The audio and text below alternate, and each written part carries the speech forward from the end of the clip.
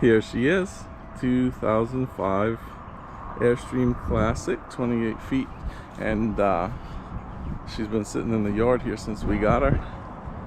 We haven't done any cleaning or restoration on it yet.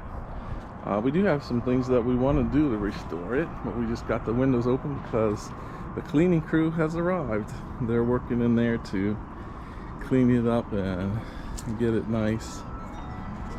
We have a lot of restoring that we would like to do on this.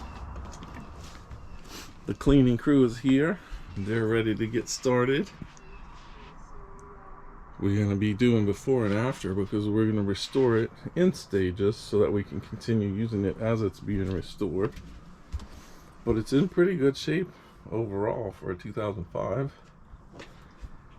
And back here, whenever you buy an older Airstream, one of the first things you should do, come here into the back bedroom, lift up the carpet and against the wall, and here it's difficult to see, but we actually have some water leakage that took place, some damage there. So we're going to pull this bed out, redo the floor, at least in that spot, and then we're going to put different flooring, something other than carpet.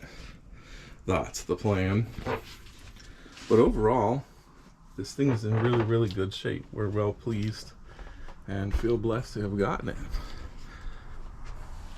So if you guys would join with us on the journey, we're total newbies, have no idea what we're doing, but we're learning as we go.